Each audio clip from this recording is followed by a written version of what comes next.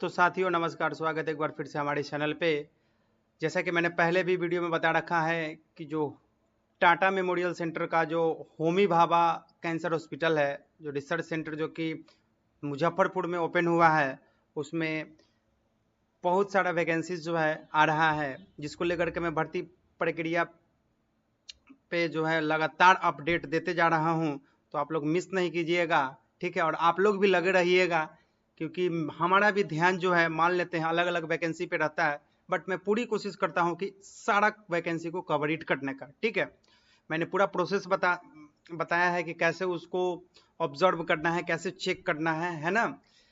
But आज मैं वहीं से एक और वैकेंसी नया लेकर के आया हूँ, जिसको लेकर के भर्ती अपडेट है, ठीक है। तो जो भी कैंडिडेट 10th पास है, 12th पास है ना, ग्रेजुएशन कर लिया है, उनके लिए इंपॉर्टेंट अपॉर्चुनिटी है, ठीक है।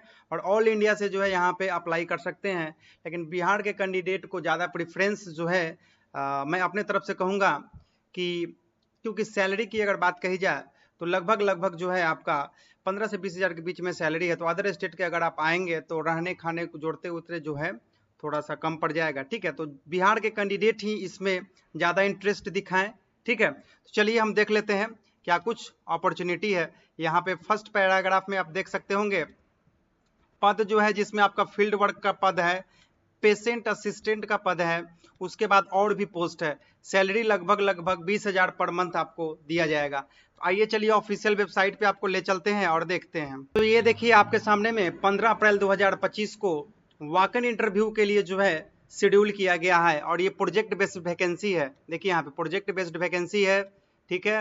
वेन्यू जो आपका रहेगा वो बता दिया गया है, मुजफ्फरपुर में Homi Bhabha cancer hospital and research centre, Shri Krishna medical college and hospital campus के अंदर, ठीक है। तो यहाँ पे आपको देखिए पहला जो आपका पोस्ट है, ये 2 पोस्ट तो आपका मिस हुआ और आज नर्स का था, ठीक है।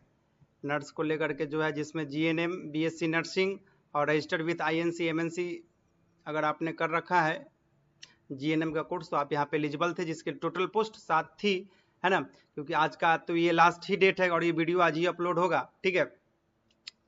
तो यहाँ पे जो है इस वैकेंसी को छोड़ दीजिए, क्योंकि इस वैकेंसी अगर आपने देख लिया होगा, क्योंकि मैंने पूरा विधि बताया था, ठीक है, कि कैसे इसको चेक करते रहना। यहाँ पे देखिए पेशेंट असिस्टेंट का है, ठीक है, जो कि 28 अप्रैल को आपका वॉक इन इंटरव्यू होगा, ठीक है। मतलब डायरेक्ट रिक्रूटमेंट है, जिसमें आपको बीडीएस या फिर बीएएमएस या फिर बीएमएलटी, है ना। तो bachelor in medical lab technician, bachelor in dental surgery, bachelor in Ayurvedic medicine and surgery, अगर आपने इसमें अगर बैचलर डिग्री कर रखा है तो आप यहाँ पे एलिजिबल हैं। या फिर graduate with 1 years experience in hospital development sector, अगर आपके पास ग्रेजुएशन का सर्टिफिकेट है लेकिन 1 साल का हॉस्पिटल डेवलपमेंट सेक्टर में आपने काम किया है, तो आप यहाँ पे एलिजिबल हैं, राइट। अगर आपने post graduate in social work में कर रखा है तो भी आप एलिजिबल हैं, ठीक है। तो सैलरी आपको जो है 15 से 20 हज़ार दिया जाएगा। टोटल पोस्ट यहाँ पे 2 है। और देख लीजिए आप अपना इंटरव्यू का जो डेट है 28 अप्रैल 2025, ठीक है।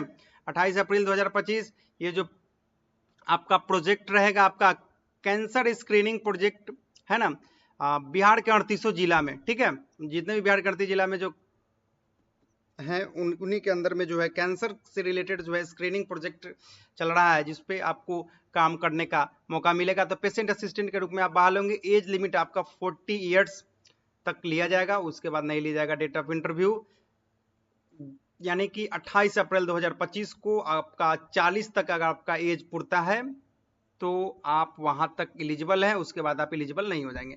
18 प्लस तो मस्ट ही है, 18 से 40 तक का एज लिमिट रखा गया है यहाँ पे। उसके बाद देखिए अगेन मल्टीटास्किंग स्टाफ का है, जिसके लिए महज 10th पास मांगा गया है, ठीक है। तो 18 से 30 साल यहाँ पे एज लिमिट रहेगा। और उसका भी जो है 28 अप्रैल यानी कि मंडे को वॉक इन इंटरव्यू है, ठीक है। 10 से 12 हज़ार सैलरी दिया जाएगा। दूसरा अगर हम बात करें तो फील्ड वर्कर का है, उसका भी जो है 28 अप्रैल 2025 को है, ठीक है। सेम प्रोजेक्ट पर है। और यहाँ पे आपको एलिजिबिलिटी क्राइटेरिया में एएनएम का डिग्री मांगा गया है, या फिर diploma in medical lab technology, या फिर ग्रेजुएशन विथ साइंस स्ट्रीम, है ना। अगर आपने साइंस स्ट्रीम से ग्रेजुएट कर रखा है तो आप यहाँ पे एलिजिबल है। मिनिमम यहाँ पे 1 ईयर्स अगर आपके पास एक्सपीरियंस है तो आपको प्राथमिकता दिया जाएगा, ठीक है।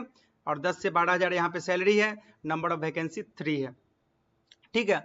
तो ये रहा वैकेंसीज, और नीचे यहाँ पे बताया गया है द अपॉइंटमेंट पे is initially for the period of 6 month. ये जो अपॉइंटमेंट किया जाएगा इसको 6 मंथ तक फिलहाल हायर किया जाएगा, उसके बाद अगर जरूरत पड़ी तो इसको जो है आपको आगे प्रोसीड किया जाएगा, इसको एक्सटेंड किया जाएगा, है ना। और आपके परफॉर्मेंस के भी आधार पर ये बेस्ड करता है, तो आपका परफॉर्मेंस कितना जितना बढ़िया होगा उतना जो है आपको, अगर प्रोजेक्ट को बढ़ाना रहा, टेन्योर बढ़ाना रहा तो आपको रखेगी, वरना जो है आपको वहीं से टर्मिनेट किया जा सकता है, ठीक है।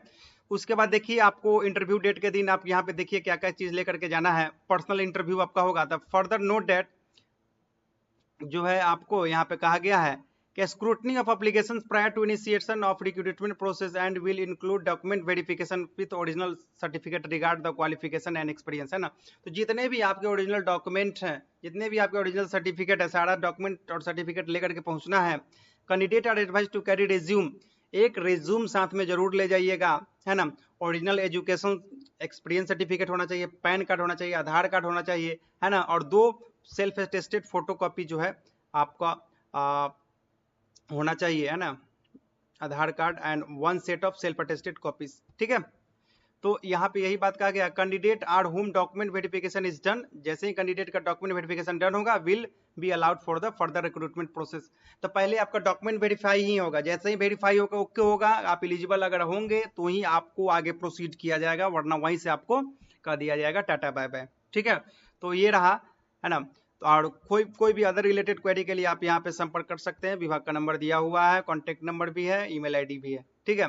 तो आई होप कि आपको ये इन्फॉर्मेशन समझ में आ गया होगा। जो भी बिहार के कैंडिडेट हैं, खास तौर पर वैशाली जिला हो गया, मुजफ्फरपुर हो गया, दरभंगा हो गया, मधुबनी हो गया, है ना, मतलब कि मुजफ्फरपुर के इर्द गिर्द जितने भी जिला है, छपरा हो गया, इधर आपको पटना हो गया, तो जो भी कैंडिडेट इसमें इंटरेस्टेड दिखाएंगे वो अपना जाएं, डायरेक्ट डॉक्यूमेंट के साथ जाना है और डायरेक्ट आपका रिक्रूटमेंट होगा, ठीक है।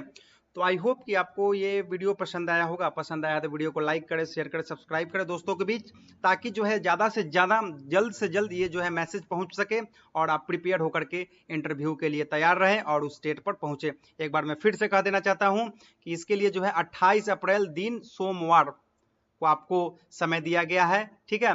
और अगर मैं बात करूं टाइमिंग का, तो देखिए आपका टाइमिंग जो है 9 से 10 के बीच में, तो आप लोग 8 बजे वहां पे रिपोर्ट कर दीजिएगा, ठीक है। मुजफ्फरपुर में वेन्यू आपको दिया गया है, राइट। ये डिस्क्रिप्शन बॉक्स में हम दे देंगे, ये पेज जो है आप लोग डाउनलोड कर पाएंगे, कोई दिक्कत नहीं है। बशर्ते मैं यही चाहता हूं कि आप लोगों का सिलेक्शन हो, इसके लिए मैंने पूरा प्रयास किया, जो भी चीजें थी मैंने सब बताया। तो आई होप कि आप सभी समझ गए होंगे। कोई भी अगर इन्फॉर्मेशन चाहिए हो, अगर अदर इन्फॉर्मेशन के लिए आप लोग टेक्स्ट जरूर करें कमेंट के थ्रू, ठीक है। और वहीं से मैं सारा कमेंट का जवाब देते चलूंगा, कोई समस्या नहीं है। तो चलिए फिर मिलेंगे, तब तक वीडियो में बने रहने के लिए आप सभी का बहुत बहुत धन्यवाद।